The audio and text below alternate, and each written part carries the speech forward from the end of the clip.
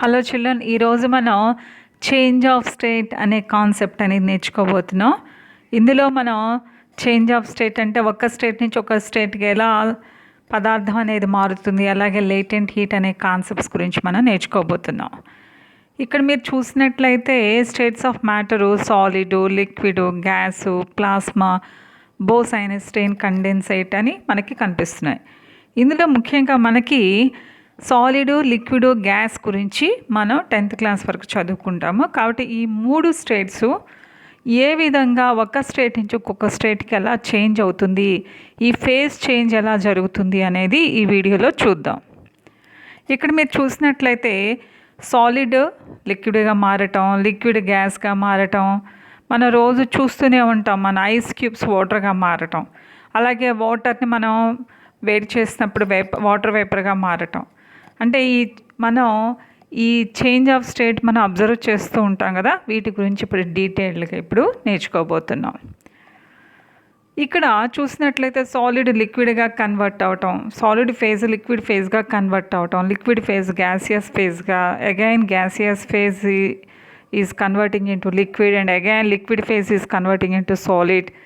ఈ రకరకాల change of states అన్నీ కూడా ఇవాళ మనం ఒక్కొక్క చేంజ్ ఆఫ్ స్టేట్ కూడా మనకి ఏ విధంగా డిఫరెంట్ చేంజెస్ ఆఫ్ స్టేట్ అనేది నేర్చుకుందాం. If you see melting, the phase change from solid into liquid at a constant temperature at a given pressure. అంటే ఇక్కడ ఒక్క డెఫినేషన్ మీరు చదువుకుంటే అక్కడ కొన్ని వర్డ్స్ మార్చుకొని మనం మిగిలిన డెఫినేషన్స్ అని మీరు రాసుకోవచ్చు.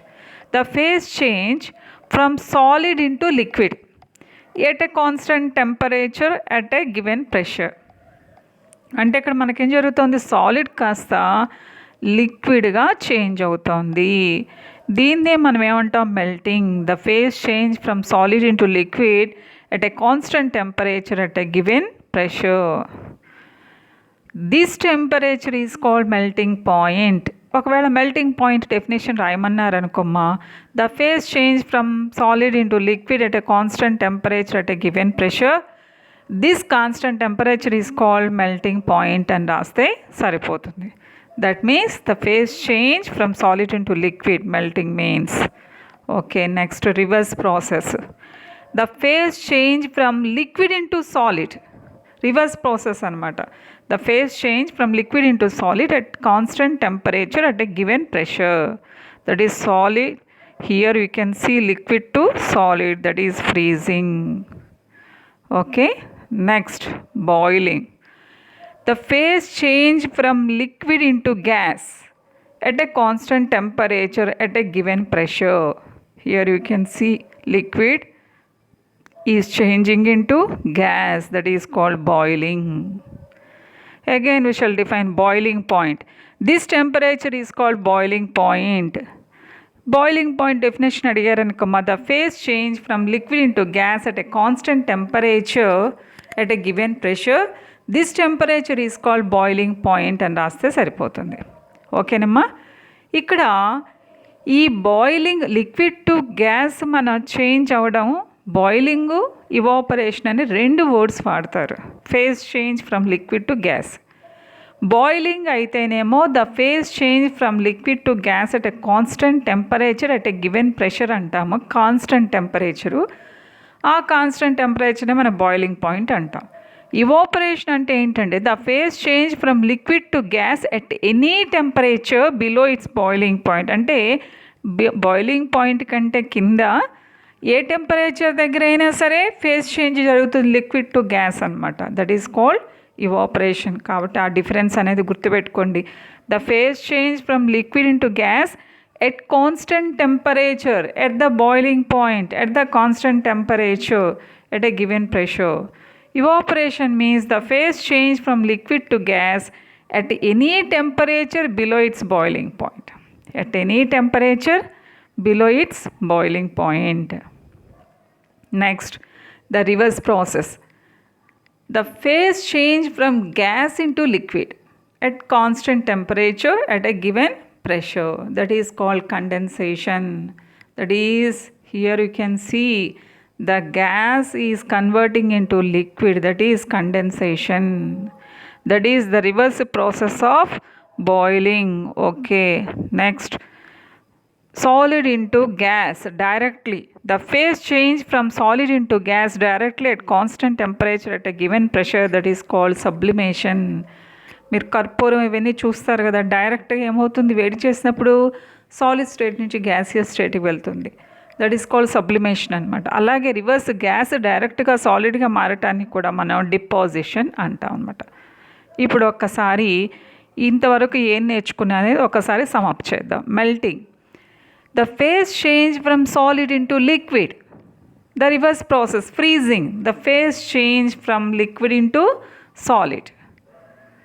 Melting means the phase change from solid to liquid. Freezing means the phase change from liquid into solid.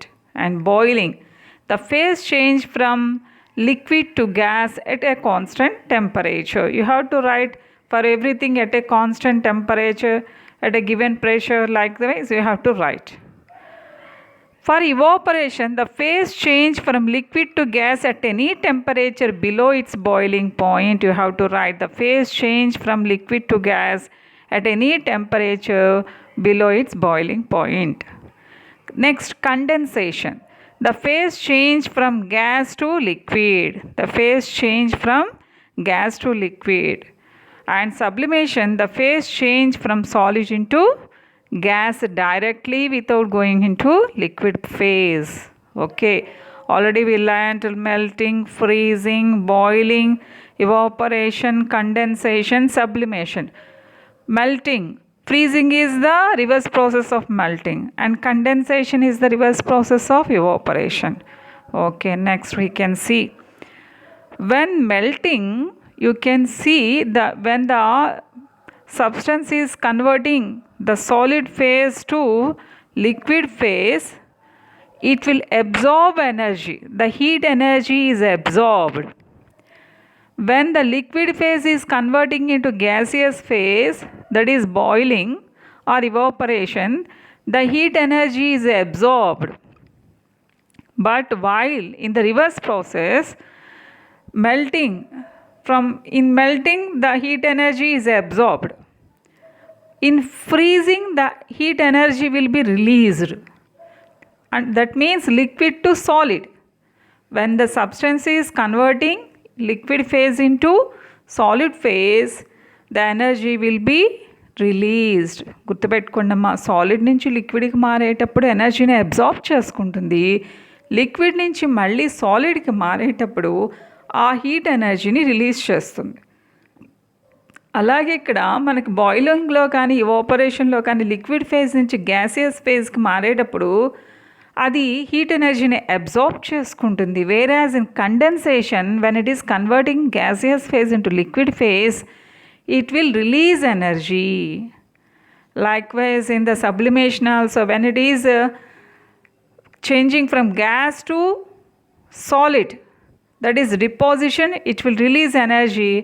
When the solid is converting directly to gas in the sublimation process, the heat energy will be absorbed. అందుకే heat absorption red colour దాంతో చూపించాను, heat release అయ్యేదాన్నేమో blue colour దాంతో మీకు చూపించడం జరిగింది. ఆ difference అనేది మీరు అబ్జర్వ్ చేస్తారని. Okay, next solid, liquid, gas. Solid phase liquid ఫేజ్గా మారేటప్పుడు, మెల్టింగ్ జరిగేటప్పుడు మనకి ఎనర్జీని, అది హీట్ ఎనర్జీని అబ్జార్బ్ చేసుకుంటుంది కాబట్టి దాని ఎనర్జీ ఇంక్రీజ్ అవుతుంది, ఆ పార్టికల్స్ యొక్క ఎనర్జీ పెరుగుతుంది. అలాగే లిక్విడ్ గ్యాసియస్ ఫేజ్లోకి మారేటప్పుడు, whether it is evaporation or boiling, ఇది హీట్ ఎనర్జీని అబ్జార్బ్ చేసుకుంటుంది కాబట్టి ఎనర్జీ పెరుగుతుంది. అలాగే గ్యాస్ టు లిక్విడ్, మనకి కండెన్సేషన్ జరిగేటప్పుడు ఏం జరుగుతుంది, హీట్ ఎనర్జీని రిలీజ్ చేసుకుంటుంది కాబట్టి ఎనర్జీ డిక్రీజ్ అవుతుంది. వేరాజ్ ఇన్ ఫ్రీజింగ్, లిక్విడ్ నుంచి సాలిడ్ ఫేజ్కి వచ్చేటప్పుడు ఇట్ విల్ రిలీజ్ ఎనర్జీ, ఎనర్జీని రిలీజ్ చేస్తుంది కాబట్టి ఎనర్జీ డిక్రీజ్ అవుతుంది. ఇప్పుడు మనకు వచ్చిన డౌట్ వస్తుంది, మరి హీట్ ఎనర్జీని తీసుకుంటోంది కదా సాలిడ్ నుంచి లిక్విడ్గా మారేటప్పుడు, మెల్ట్ అయ్యేటప్పుడు, మన హీట్ ఎనర్జీ ఇంక్రీజ్ అవుతుంది కదా, మరి ఈ ఇంక్రీజ్ అయిన మన ఈ ఎనర్జీ దేనికి యూజ్ అవుతుంది అని మనకు వచ్చిన డౌట్ రావచ్చు. ఇక్కడ సాలిడ్లో చూడండి పార్టికల్స్ చాలా దగ్గరగా ఉన్నాయి. లిక్విడ్లో చూడండి పార్టికల్స్ మధ్య డిస్టెన్స్ అంటే చేంజ్ ఆఫ్ స్టేట్ అనేది జరిగింది. గ్యాస్లో పార్టికల్స్ చాలా దూరంగా ఉన్నాయి. అంటే ఏంటి ఇక్కడ మనకి ఈ లిక్విడ్ ఈ పార్టికల్స్ యొక్క అరేంజ్మెంట్ అనేది మారింది, అంటే చేంజ్ ఆఫ్ స్టేట్ జరిగింది. ఈ చేంజ్ ఆఫ్ స్టేట్ జరగటానికి మనం ఇచ్చిన ఎనర్జీ యూజ్ అవుతుంది. గుర్తుపెట్టుకోండి, మన హీట్ ఎనర్జీని ఇచ్చాం కదా, దాని హీట్ ఎనర్జీ పెరిగింది కదా, అంటే ఇక్కడ సాలిడ్ నుంచి లిక్విడ్కి వచ్చేసరికి పార్టికల్స్ మధ్య దూరం పెరిగింది, కొంత చేంజ్ ఆఫ్ స్టేట్ జరిగింది. కాబట్టి మనకేమవుతుంది, ఆ హీట్ ఎనర్జీని తీసుకుని ఆ పార్టికల్స్కి మూవ్ అవుతూ ఉంటాయి. అంటే మూవ్ అయ్యే పార్టికల్స్ కొంచెం ఎక్కువ ఎనర్జీ ఉంటుంది కదా, మోర్ ఎనర్జీ. అలాగే రిలీజ్ అయినప్పుడు ఇప్పుడు సపోజ్ లిక్విడ్ టు సాలిడ్ వచ్చింది అనుకోమా, హీట్ ఎనర్జీని రిలీజ్ చేసుకొని చూడండి లిక్విడ్ ఫేజ్ నుంచి సాలిడ్ ఫేజ్కి చేంజ్ అవుతుందన్నమాట. ఈ స్టేట్ చేంజ్కి చేంజ్ ఆఫ్ స్టేట్కి ఉపయోగపడుతుంది అన్నాం కదా, అంతేకాని అందులో టెంపరేచర్ ఇంక్రీజు ఉండదు. అందుకే మనం డెఫినేషన్ రాసేటప్పుడు కూడా మనం change of liquid phase into gaseous phase at constant temperature at a given pressure అన్నాం. ఎట్ కాన్స్టెంట్ టెంపరేచర్ అన్నాం అంటే ఒక ఫేజ్ నుంచి ఇంకొక ఫేజ్కి మారేటప్పుడు ఇందాక నేను చూపించాను కదా, పార్టికల్స్ మధ్య డిస్టెన్స్ మారటం, అటు డిఫరెంట్ అట్లా ఆ అరేంజ్మెంట్ అంటే ఆ మారటానికి చేంజ్ ఆఫ్ స్టేట్ మారటానికి యూజ్ అవుతుంది. కానీ టెంపరేచర్ మాత్రం ఇంక్రిమెంట్కి ఉపయోగపడదు. అంటే 0 degrees దగ్గర ఉన్న ఐస్ 0 degrees దగ్గర వాటర్గా మారుతుంది. ఐస్ యొక్క మనకి particles arrangement, water particles arrangement difference చూసాం కదా, ఆ చేంజ్ ఆఫ్ స్టేట్కి ఉపయోగపడుతుంది. అంతేగాని నో టెంపరేచర్ ఇంక్రీజ్. మరి మనం టెంపరేచర్ని చూస్తున్నామా? చేంజ్ ఆఫ్ స్టేట్ జరుగుతుంది కానీ టెంపరేచర్ ఇంక్రిమెంట్ కనపడట్లేదు కదా. అందుకే ఈ చేంజ్ ఆఫ్ స్టేట్కి మనం అప్లై చేసిన మనం ఇచ్చిన హీట్ని, లేదా చేంజ్ ఆఫ్ స్టేట్ జరిగినప్పుడు రిలీజ్ అయిన హీట్ని లేటెంట్ హీట్ అంటారు. లేటెంట్ లాటిన్ వర్డ్ అంటే హిడెన్, అంటే మనకు కనిపించదు కాబట్టి లేటెంట్ హీట్ అంటాం. What is latent heat? Minimum heat energy required for the change of state for unit mass. దీని formula Q is equal to ML. Q అంటే మనకి total energy absorbed or released, M is the mass of the substance, L is the latent heat. Latent heat units రాయాలంటే L is equal to Q/M. Already మనం ఏమనుకున్నాం, ఫార్ములాని బట్టి units రాయాలనుకున్నాం కదా, అందుకని మనకి SI సిస్టంలో వచ్చేసరికి Qకి ఏంటి జౌల్స్, మాస్కి కేజెస్. సో Q/M కాబట్టి జౌల్స్ పర్ కేజెస్. అలాగే CJ సిస్టమ్కి వచ్చేసరికి Qకి యూనిట్స్ ఏంటమ్మా క్యాలరీస్. అలాగే మాస్కి grams, calorie per gram, joules per kgs or calories per gram. ఇక లేటెంట్ హీట్కి వచ్చేసరికి మనం 2 types ఆఫ్ లేటెంట్ హీట్ చూస్తాం. లేటెంట్ హీట్ ఆఫ్ ఫ్యూజన్ అంటే సాలిడ్ నుంచి లిక్విడ్కి మారేటప్పుడు ఎంత ఎనర్జీని అబ్జార్బ్ చేసుకుంటుంది, అలాగే లిక్విడ్ నుంచి సాలిడ్కి వచ్చేటప్పుడు ఎంత ఎనర్జీ రిలీజ్ చేసుకుంటుంది అని చెప్పేదే latent heat of fusion. Let us define latent heat of fusion. The heat energy required to change 1 gram of solid to liquid at constant temperature, that is called latent heat of fusion. The heat energy required to change 1 gram of solid to liquid at constant temperature, that is latent heat of fusion. L of ice is 80 calories per gram. That means 1 gram of ice టోటల్గా వాటర్గా మారటానికి మనం ఇవ్వాల్సిన energy, we have to give the energy 80 calories per gram అనమాట. That is called latent heat of fusion. అలాగే 1 gram of water ఐస్గా మారేటప్పుడు 80 calories per gramని release చేసేస్తుంది. గుర్తుపెట్టుకున్న విషయం. Second one latent heat of vaporization, that is liquid to gas. The latent heat of vaporization is absorbed, that is required heat energy. when the substance is converting from gas to liquid, the same amount of heat energy will be release అవుతుంది అనమాట. Let us define latent heat of vaporization. The heat energy required to change 1 gram of liquid to gas at constant temperature. చూడండి, ప్రతిసారి కూడా at constant temperature అంటున్నాను, అంటే change of state అప్పుడు టెంపరేచర్లో change రాదు. The heat energy required to change 1 gram of liquid to gas, అంటే 1 gram of liquid గ్యాస్గా convert అవ్వడానికి మనం ఇచ్చే హీట్ ఎనర్జీని, ఇవ్వవలసిన హీట్ ఎనర్జీని లేటెంట్ హీట్ ఆఫ్ వ్యాపరైజేషన్ అంటాం. అది వాటర్కి ఎంతమ్మా 540 క్యాలరీస్ పర్ గ్రామ్, అంటే 1 గ్రామ్ ఆఫ్ వాటర్ వేపర్గా మారడానికి 540 క్యాలరీస్ మనం ఇవ్వాలన్నమాట. That is latent heat of vaporisation. Reverse process జరిగినప్పుడు ఎంత అమౌంట్ ఆఫ్ హీట్ ఎనర్జీ అయితే అబ్జార్బ్ చేసుకుంటుందో అంత హీట్ ఎనర్జీని మళ్ళీ రిలీజ్ చేసుకుంటుంది, గుర్తుపెట్టుకోండి. Okay, the formula to calculate the total amount of heat energy or total amount of heat released, Q is equal to ml. Q is equal to energy transferred, that is heat absorbed or heat released. M is the mass of the substance, L is the latent heat of fusion or latent heat of vaporization or latent heat of sublimation. Okay, latent heat of sublimation is we shall study that afterwards. Here we are learning latent heat of fusion and latent heat of vaporization.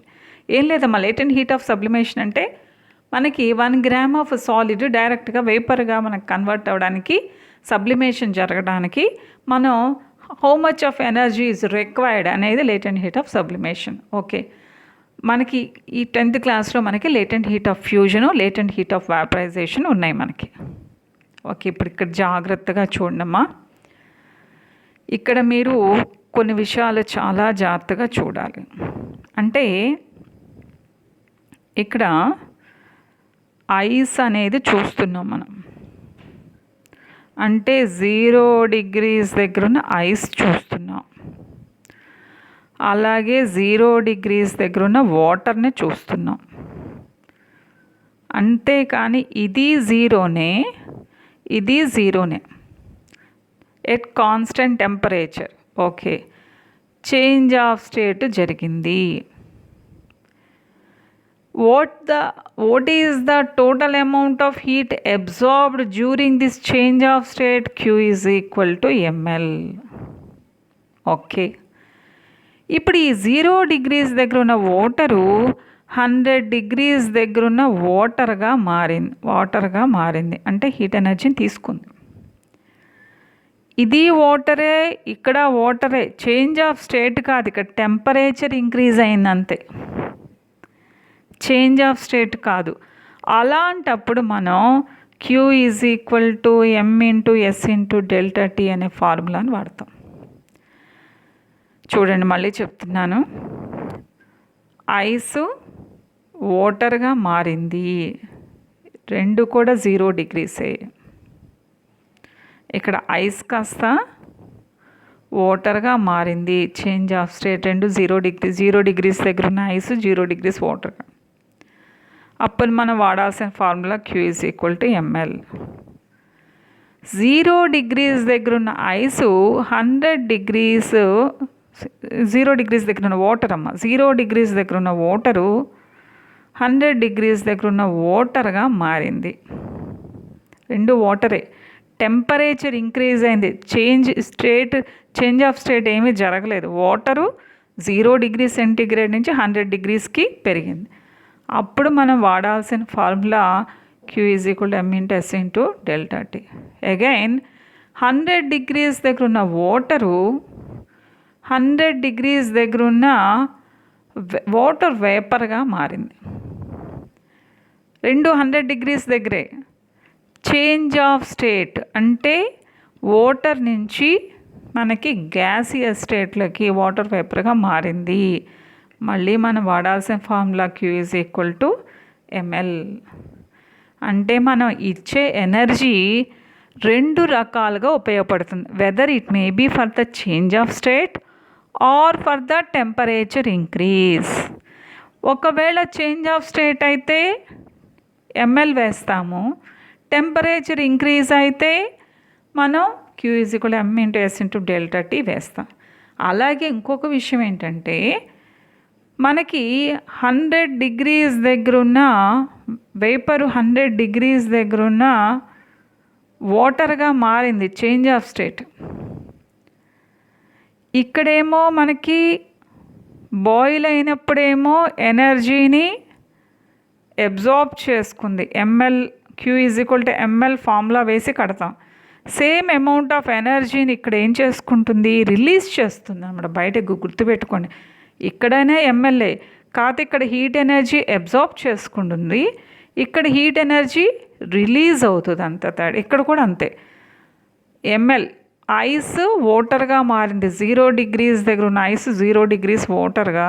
Q = ml వేస్తాం, కాకపోతే ఇక్కడ latent heat of fusion వేస్తాం L, ఇక్కడ latent heat of vaporisation వేస్తాం. అంటే ఇక్కడ 80 వేస్తాం, ఇక్కడ 540 వేస్తాం. అంటే ఇక్కడ మనం 540 వేస్తాం, ఇక్కడ 80 వేస్తాం, గుర్తుపెట్టుకో. అలాగే మళ్ళీ ఫ్రీజింగ్ జరిగేటప్పుడు ఇక్కడ ఎంతైతే హీట్ని అబ్జార్బ్ చేసుకుంటుందో అంత హీట్ని ఇక్కడ రిలీజ్ చేసుకుంటుంది, గుర్తుపెట్టుకోండి. ఏదైనా సరే చేంజ్ ఆఫ్ స్టేట్ అయితే Q = ml, అలాగే టెంపరేచర్ ఇంక్రిమెంట్ అయితే MS ΔT వేసి మనం ఆ అమౌంట్ ఆఫ్ హీట్ అబ్జార్బ్డ్ అనేది మనం కడతాం అనమాట. అదే విషయాన్ని ఇక్కడ చెప్పాను చూడండి. Heat given will be utilised for temperature increase and change of state. ఓకేనా, మనకి టెంపరేచర్ ఇంక్రీజ్ అయినప్పుడు Q = m × S × ΔT formula వేస్తాం. అలాగే చేంజ్ ఆఫ్ స్టేట్ ఉన్నప్పుడు Q = ml అనే ఫార్ములా అనేది వేస్తాం. ఒక్కొక్కసారి ఈ చేంజ్ ఆఫ్ స్టేట్ మన గ్రాఫ్లో చూపిస్తారు. చూపించినప్పుడు ఒక్క విషయం గుర్తుపెట్టుకోండి అమ్మా, అంటే మన చేంజ్ ఆఫ్ స్టేట్ అంతా కూడా కాన్స్టెంట్ టెంపరేచర్ అని చూసాం కదా. ఇది హీటు, ఇది టెంపరేచర్. ఇక్కడ మనం చూస్తే హీట్ ఎనర్జీ మనకి ఇక్కడ ఎక్స్ యాక్సిస్కి ప్యారలల్గా ఉన్నది చేంజ్ ఆఫ్ స్టేట్ అని గుర్తుపెట్టుకోండి అమ్మా. అంటే solid to liquid change of state X యాక్సిస్కి ప్యారలల్.